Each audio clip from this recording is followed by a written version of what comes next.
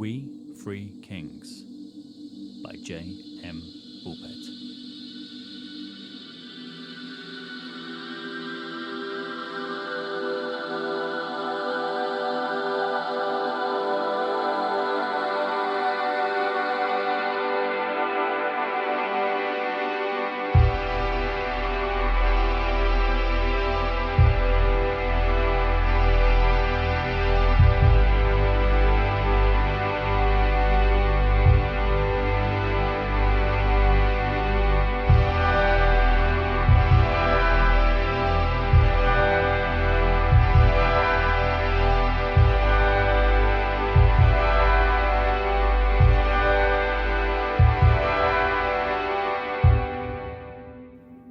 Chapter 3, 11:30 p.m.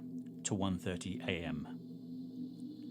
The low, slowly roiling cloud cover appeared to pen the city in from above, always menacing a threat of rain or sleet, yet delivering nothing but a wailing banshee wind, enraged at being imprisoned between the low, shifting sky and the maze of streets.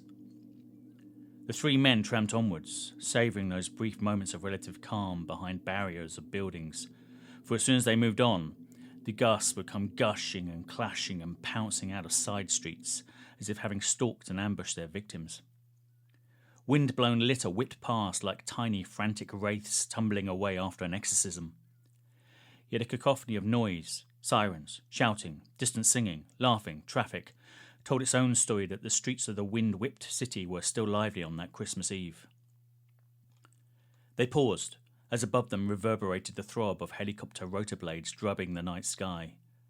But no solid shape of the aircraft ever materialized, only phantom lights appearing to scythe through the thick cloud like brash little meteors, lighting the way to some distant nativity, or perhaps heralding some fresh fatality.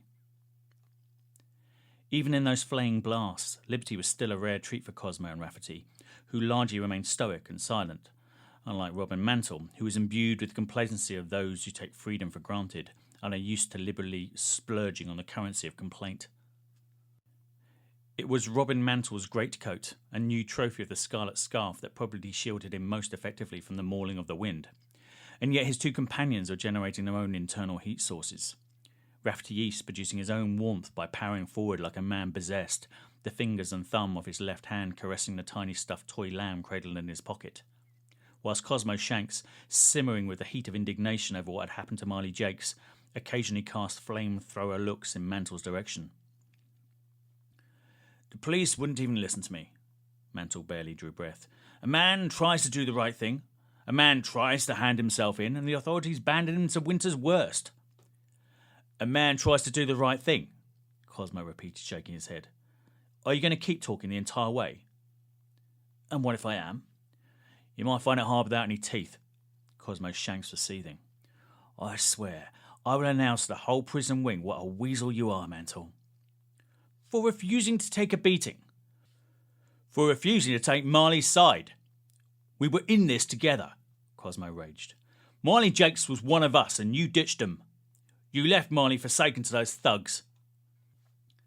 Jakes brought it upon himself. He should not have responded to their taunts. That was practically pleading for a bleeding.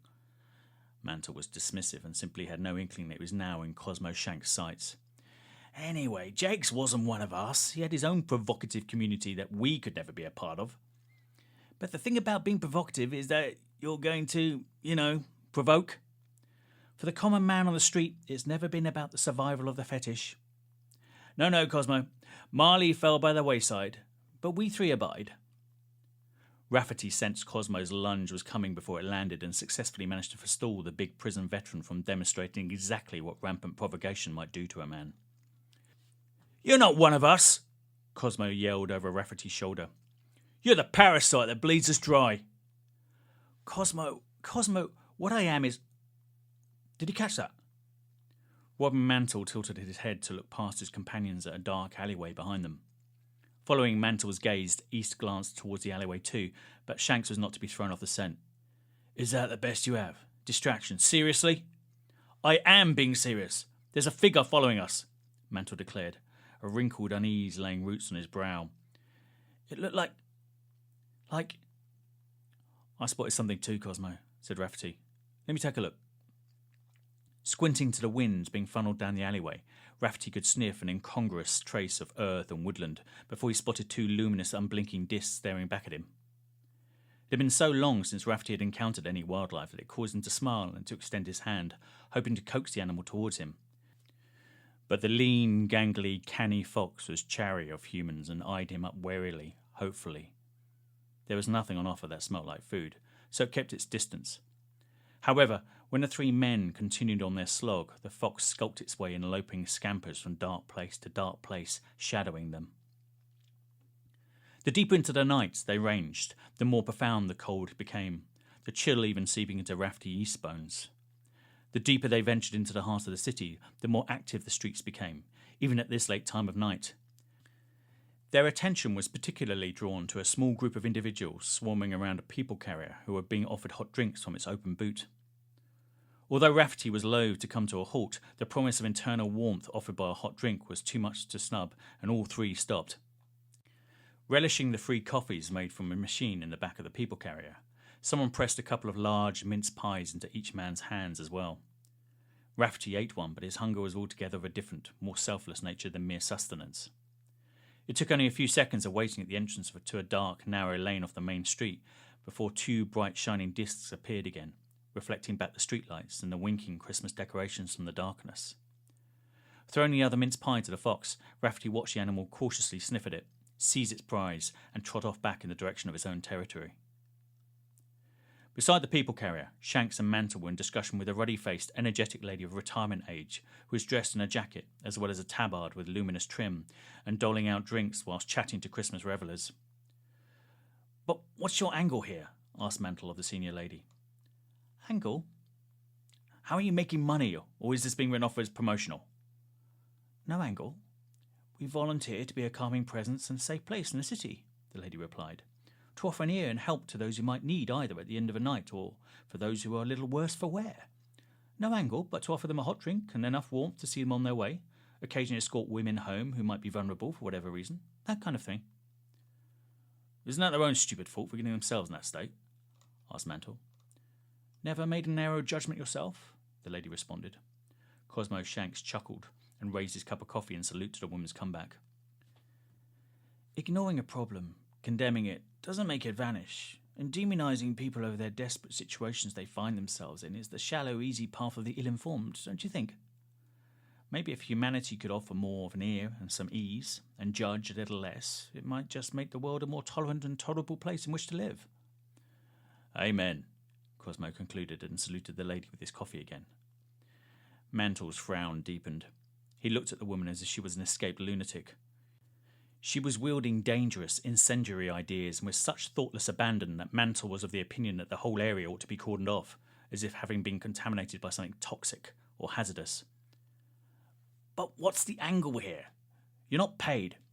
"Lady, I think what my companion is trying to fathom is why you do it," explained Cosmo. "He is a creature motivated by profit and self-interest. The idea that anyone might volunteer to help others is foreign and possibly painful to him." The lady smiled. "Even at this time of year, when a cold season makes us all crave a bit of warmth." Mantle shook his head in bewilderment and sighed to himself. "I see there's money to be made here. How can you compete with fools proffering stuff for free?" "It's called charity," Cosmo declared to Mantle, and he turned to the ruddy-faced lady again. "Bet the police are glad that you're around." "We have a good relationship with the police," the lady replied, "and most of the doormen round here." "No one give you any trouble?" "There have been a few close calls, but most people are decent folk, you know. Most people are grateful for any help. Most people intend no harm." "Hear that, Mantle?" Cosmo broadcast. "Most people intend no harm." To not crow and gloat on the supposed flaws and failings of others would make the world a more tolerant place too, don't you think? The senior lady cautioned Cosmo, who beamed, taking the rebuke in good spirits and raising his cup to her once again. Many of the pubs in the city had extended opening hours. Like flying bugs attracted by a light in the darkness, soon the people carrier was swamped with the sozzled, the famished, the disorientated and the destitute. Younger members of the group, also wearing tabards, were dishing out drinks, tinfoil blankets and even flip-flops to women in high heels. Only on one occasion did someone become loud and aggressive, but almost immediately a few of his friends ringed that person, kettled him, and calmed him down. The cold did not aggravate violence, but discouraged it, obliging people to huddle around their cups of tea and coffee as if they were hot water bottles, and forcing them to seek warmth in numbers. One groggy man kept staring across at Robin Mantle to the point of discomfort. Finally, as if he had just managed to bring Mantle into focus, the groggy man staggered over. "You remind me of my old boss. You're not, I see it now. But you got that same smug, simpering, lame, disposable, punchable, not my fault market forces expression." "Oh, yes," Mantle adopted a neutral voice. 7 years I worked as delivering for that company. Almost lost my marriage over the extra hours, and he fires me a week before Christmas. Tossed away I was. What a tosser." At that moment, a group of young women wearing angel outfits and flashing halos swarmed past, asking if anyone had seen one of their number. "Dressed like us, flashing halo, the works." The desperation was cutting through their drunkenness. "Felt sick, woozy, went outside for air, haven't seen her since." No one in the assembled crowd had seen anyone fitting that description, until some mechanism within the brain of the groggy man who confronted Mantle meshed and connected. He recalled seeing a lone angel heading northwards about half an hour ago. "Same age as you?" Cosmo asked the remaining angels. "Dressed in white? Light up wings?" The angels replied to all the questions in the affirmative. First, by using his natural height advantage, then by clambering onto a postbox, Cosmo searched the street to the north with more concern than most people might have granted a stranger. "Cosmo," asked Rafferty. "We should help find her," Cosmo muttered back at him as he dismounted the postbox. Cosmo was about to peel further to his fellow inmate, but Rafferty preempted him. "I'm not heading that way, Cosmo. Go north and help find this woman if you want, but I have to turn east and reach my wife in hospital. I have to be at this birth. I have to try." A small group of people, including angels and tabard wearers, tramped off in the northerly direction in search of the lost woman. Something punctured and shrank within Cosmo, but he stayed where he was. They were in this together. Blokes like us, trying to get the attention of a disorientated young woman, all on her own. She wouldn't know we were trying to shepherd her back to her friends. We'd probably just scare her. Rafferty nodded, but not at all convincingly. Keen to get moving again, Rafferty set off in an eastwardly direction, and much to Cosmo's chagrin, Mantle soon joined them once more. "Why are you still with us?" asked Cosmo. "My last experiences with the police weren't overly favourable. If we are all picked up together, it doesn't appear to any one of us as trying to effect an escape. Besides, like you, I suspect, it's agreeable to savour a last sip of freedom." Cosmo begrudgingly let Mantle tag along, and the three of them strode away from the city centre towards more residential streets. There were still folk about, but the lateness of the hour was thinning out their numbers rapidly. Quieter residential areas of the city held little interest for late-night revellers, other than home, warmth, bed, family, and the thought of Christmas Day tomorrow, which held its own promises. Such motivations were beyond the hope of the three men striding out of the city centre towards a hospital located on its outskirts. However, their progress is being hindered by Robin Mantle, who kept lagging behind to peer in their wake. "Mantle, what are you doing? You're just a drag." "Shush! Look behind us." Mantle was wide-eyed and whispering. Cosmo and Rafferty glanced back at the street. "Why are they following us?" Cosmo and Rafferty peered harder into the shadows, expecting to see law enforcement finally having caught up with them. But there was no trace of anyone. They told Mantle so. "They stay in the shadows. I can't see them either now." Mantle manoeuvred himself in order that his fellow prisoners were between him and what pursued them. "They're dark things. Their features don't seem right. They keep up with us and only change course when we do. They are tailing us." For a moment, Cosmo and Rafferty looked to each other to gauge whether this was some hoax they did not grasp or if Mantle was in earnest. The man looked at least half past alarmed. In order to get going again, Cosmo strode back a few yards and peered hard into several dark places, but could detect nothing. "Perhaps it was the fox following us," Rafferty suggested. "Think I made a pet. If it's a fox, then it's man-sized, walks on its hind legs and is slowly stalking us. There's more than one, too. Why can't you see them?" The panic in Mantle's voice caused his companions concern. On his insistence, they trudged on in a line of three, with Mantle taking the middle position, constantly glancing backwards to look for his pursuers. Neither Cosmo nor Rafferty caught even a glimpse of Mantle's shadow people. "We need to get off the streets." Mantle was spooked. "You get off the streets if you want to," Rafferty said. "I'm going to the hospital." No, we stay together. Either we're being followed or I'm losing my mind." Mantle was shaking slightly, but the cold barely touched him. "Maybe I am losing my mind. I even see the vision of an angel ahead." "So do I. There she is." Cosmo was elated by the find. "She's not alone." It was no vision. Dressed in the same gear as her friends, with her halo flashing through different colours, it was the lost angel. Unsteady on her feet, the young woman was in the company of a slightly older man, who had his arm clamped around her waist and was navigating her along the road. Cosmo put his fingers to his lips and, through gestures alone, encouraged the three of them to move closer to the angel and to the older man. The woman's wooziness and her male companion's fixation on her made it easy enough for the three inmates to shadow them close enough to overhear their conversation on those deserted streets. "But this is the wrong way," the woman seemed to be repeating herself. "I don't live around here." "No, trust me, this is the way," her male companion cooed and lulled her. "My friends are worried about me." "We're friends, aren't we?" "I don't even know you. This is the wrong way. We should go back. My friends will be worried." As pressed for time as he was, even Rafferty knew they had to intervene. Maybe the angel was just drunk. Maybe a drink had been spiked, but the outcome was going to be the same nevertheless, even though the man's voice sounded soothing and reasonable now. Realizing that the road was coming to a dead end, Cosmo gestured for Rafferty and Mantle to keep trailing the angel and the man, whilst he cut down a side road. Only after Cosmo had vanished did the angel's companions suddenly notice Rafferty East and Robin Mantle behind them. Changing course, the angel's companion steered the protesting young woman down an alleyway with a little more urgency. Rafferty would not deny that he got a kick from knowing that the man was now alarmed by their tale and made a noisy show of following them down the same alley. Barely 30 yards along the dark thoroughfare, though, Rafferty almost stumbled over the angel's companion, who was sprawled on the ground with Cosmo's shanks looming over him. "East, take Mantle and the lady out of the alley," Cosmo declared, his gaze never leaving the fallen man. "I want a few moments alone with this one." In the darkness of the alleyway, Rafferty could barely see Cosmo's eyes.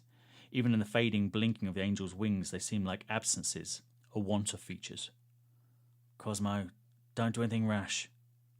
Cosmo's head turned in Rafferty's direction, the dim light catching the two taurine plumes of air expelled from his nostrils.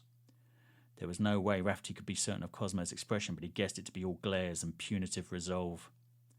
On the floor between them, the man whimpered.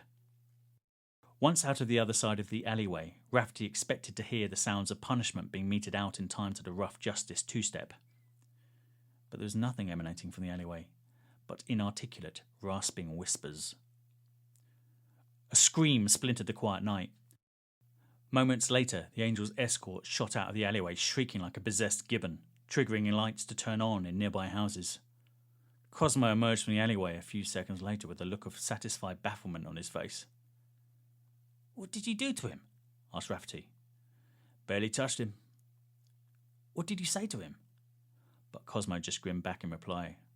Then his face fell. "Where's the angel?" "Damn it, Mantle, you were supposed to look after her!" Rafferty cried as he witnessed a flash of white wings disappearing in the direction of a church. "Mantle! Mantle!" But Robin Mantle was peering into the darkness of the alleyway, a paroxysm of fear frozen on his face. "Shanks, what have you unleashed?" Cosmo and Rafferty went through the motions and stared into the darkness of the alleyway as well, but neither could detect anything. "Don't you see them staring back?"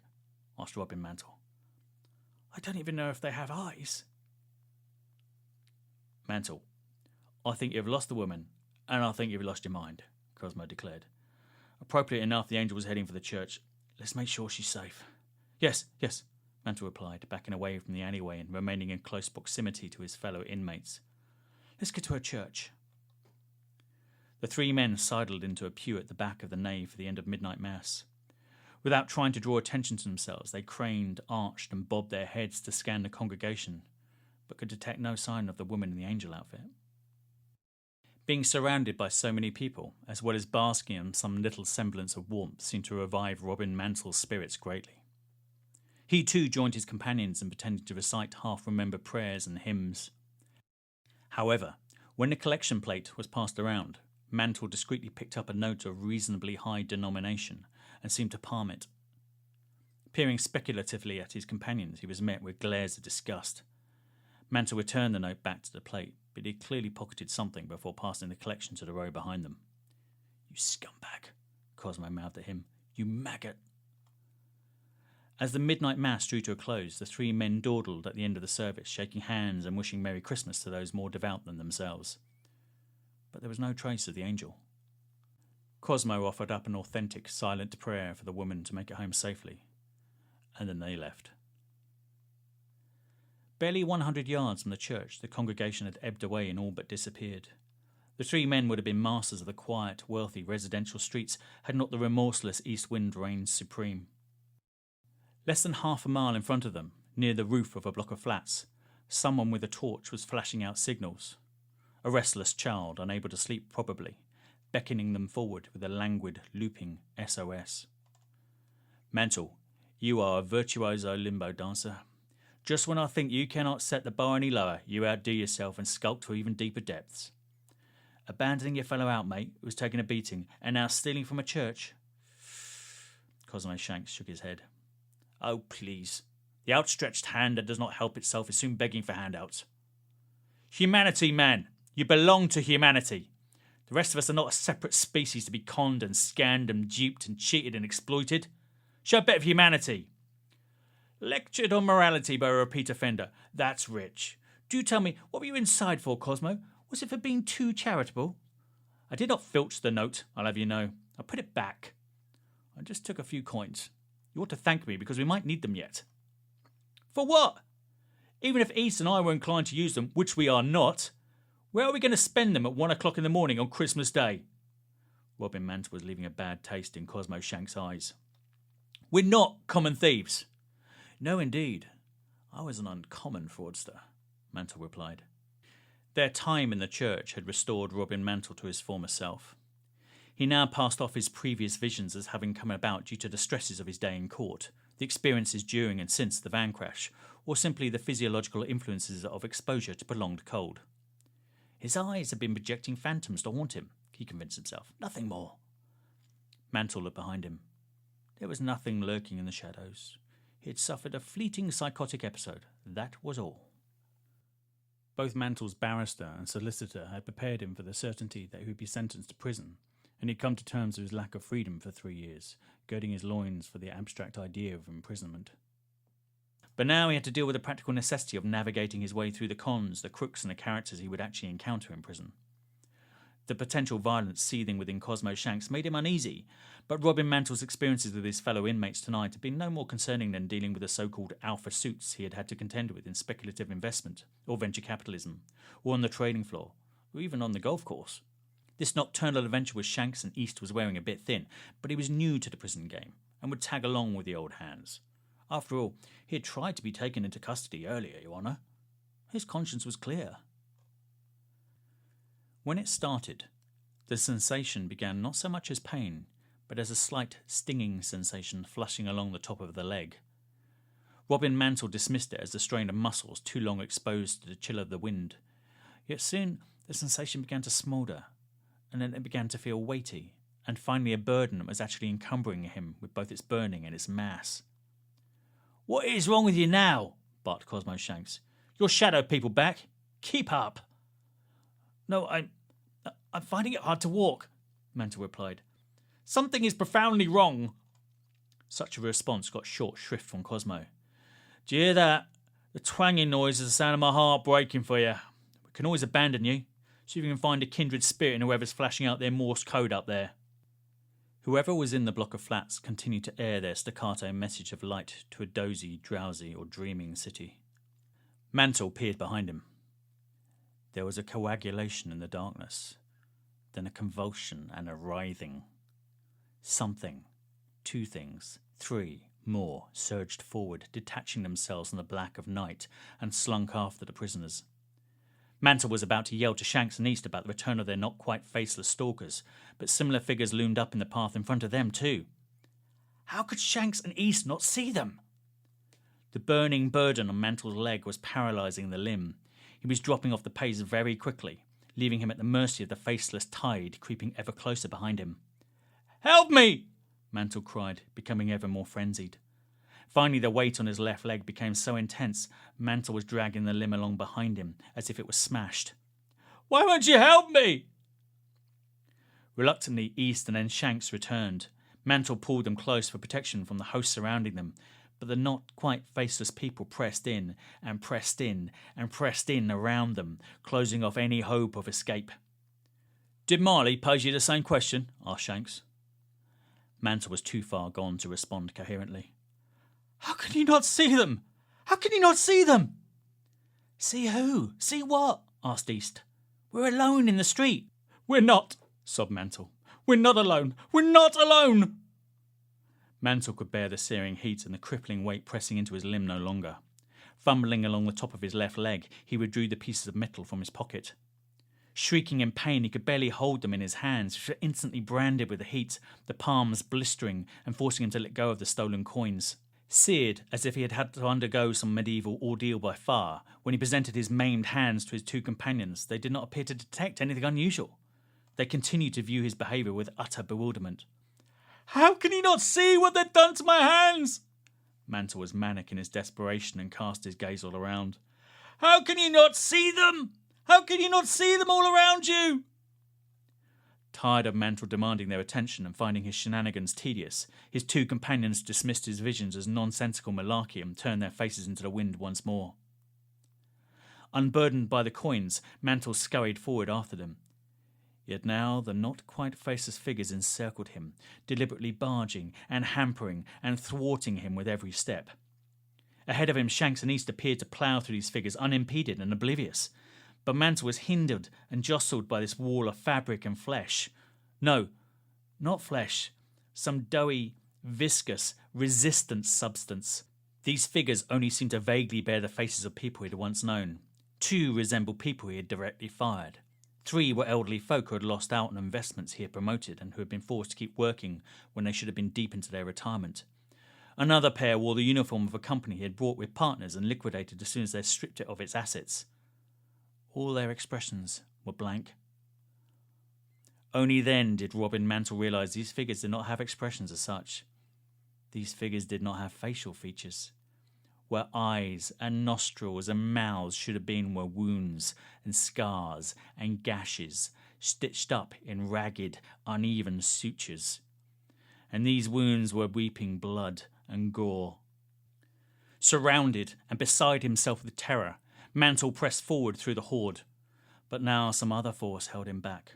Not the doughy half-flesh, nor the discarded coins, but hooks and lines fastened to the clothing he was wearing, and ropes lashed to his limbs, their ends trailing all the way back to the stitched faces of the throng behind him, who now pulled and tugged on the lines, reeling in Mantle slowly, doggedly, relentlessly.